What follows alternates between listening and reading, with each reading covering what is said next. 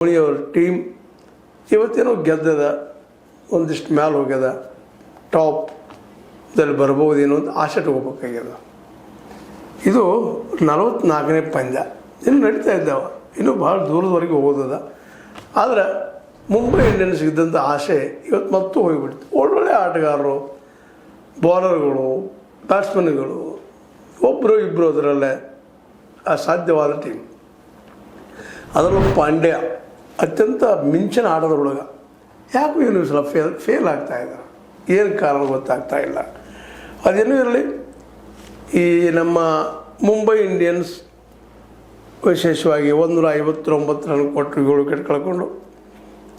ಯಾಕೋ ಇವರು ಕಡಿಮೆ ಸ್ಕೋರ್ ಆಗಿತ್ತು. ಅದನ್ನು 18.1 ಓವರ್ದಲ್ಲಿ ಚೆನ್ನೈ ಸೂಪರ್ ಕಿಂಗ್ ಹೊಡೆತಾಗಿಬಿಡ್ತು. ಹೀಗಾಗಿ ಅದರಲ್ಲೂ ಮುಖ್ಯವಾಗಿ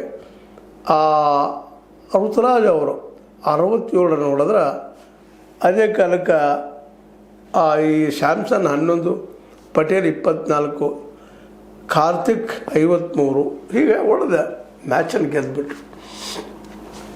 ಇನ್ನು ಮುಂಬೈ ಇಂಡಿಯನ್ಸ್ ಮುಂದಿನ ಪಂದ್ಯಗಳು ಏನಾಗ್ತಾವೋ ಏನಿಲ್ಲ ಅನ್ನೋದು ಮುಂಬೈ ಫ್ಯಾನ್ಗಳಿಗೆ ಬಹಳ ಆತಂಕ ಆಗಿಬಿಟ್ಟದೆ ಈ ಸಲ. ಸ್ವತಂತ್ರವಾದ ಮೀಡಿಯಾಗೆ ಬೇಕಾಗಿರುವುದು ಸ್ವತಂತ್ರ ಧ್ವನಿ. ಆ ಸ್ವತಂತ್ರ ಧ್ವನಿ ಉಳಿಸಲು ನೀವು ಮಾಡಬೇಕಾದದ್ದು ಇಷ್ಟೇ. ಅದೇನಪ್ಪಾ ಅಂತಂತಂದ್ರೆ, ನಿಮ್ಮ ಕೈಲಾದಷ್ಟು ಸಹಾಯ ಈ ಚಾನಲ್ಗೆ ಮಾಡಿ ಹಾಗೂ ನಿಮ್ಮ ಧ್ವನಿಯನ್ನು ಕಾಪಾಡಿಕೊಳ್ಳಿ. ಈ ಸಲ ಗೆಲ್ಬಹುದು, ಟಾಪರ್ ಆಗ್ಬೋದು, ಏನೇನೋ ಕನಸ್ಕೊಂಡಿದ್ರು ಅಲ್ಲಿ ಜನ.